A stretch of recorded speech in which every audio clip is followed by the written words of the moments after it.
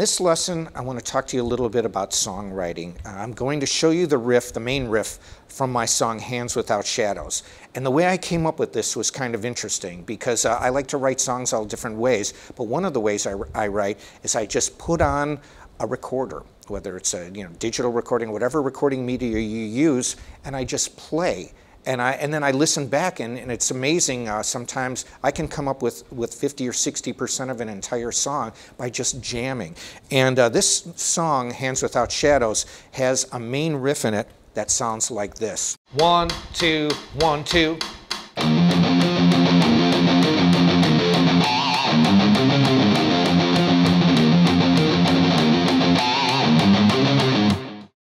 That main riff is in 15 counts. It's in 15/8.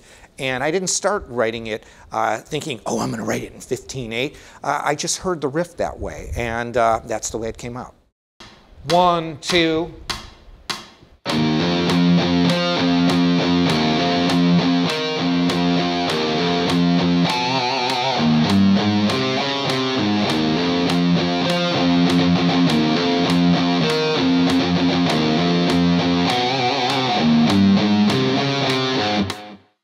What I do with this riff is I start off on the 6th string and play it in the key of F sharp, jump to the octave, then I jump to a flatted 7th,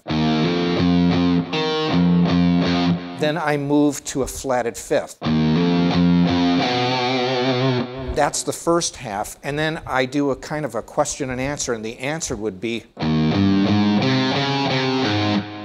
And then the second time I play that, I add 16th notes to it. So I would go.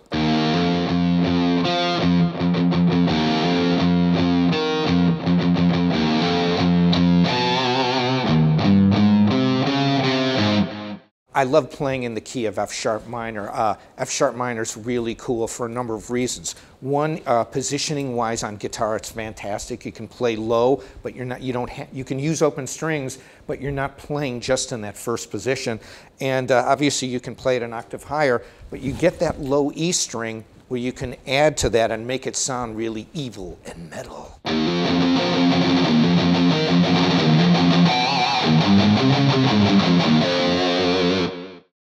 What I do to play this riff is I hammer on from the E to the F sharp on the 6th string. But from that point on, when I play it fast, it's all alternate picking. So.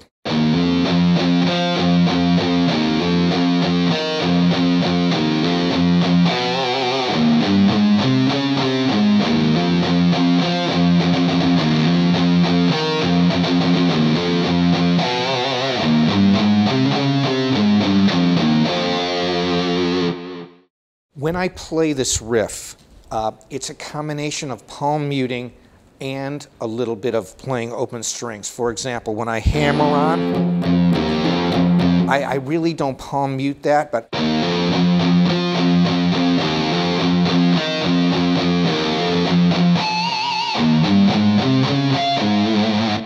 when I do play and palm mute it, though, I think that it has a more aggressive and a more attack on there. When I'm playing this riff, the majority of it is palm muted, but when I do the pinched harmonic, then I have to take my hand off. So.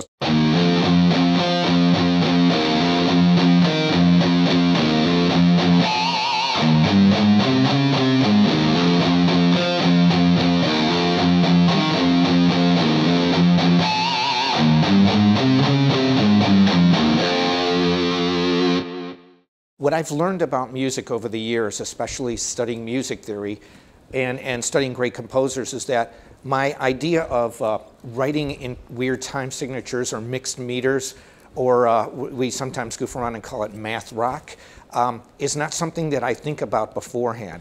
I usually come up with a riff, and then because of my theory background, I can analyze it later. And so I didn't intentionally try to write a riff in 15/4. That's just the way I heard it. And I'm pretty sure that when some of my favorite classic bands like King Crimson, when they would write riffs in 5/4, or the song Money by Pink Floyd in 7/4, I'm sure they didn't think about the time signature before they wrote it. So I just heard the riff like this.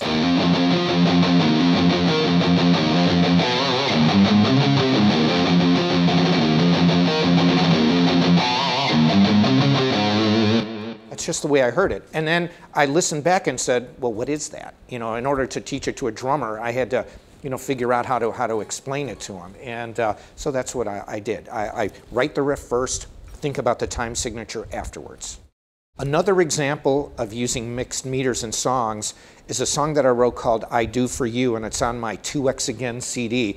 And what I do is, instead of just playing like a riff in notes, this is more of a riff with chords. And it's in the key of E.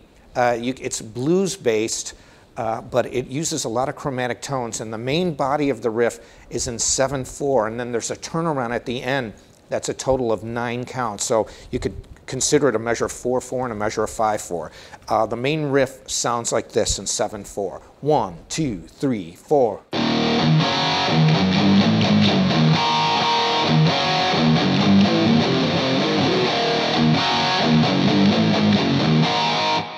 Then there's a turnaround that goes like this.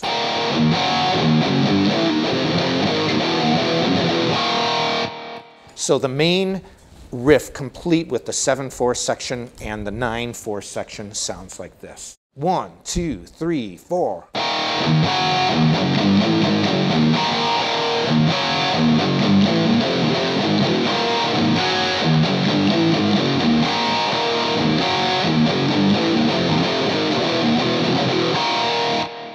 Here is the first section slow in 7/4. 1, 2, 3, 4.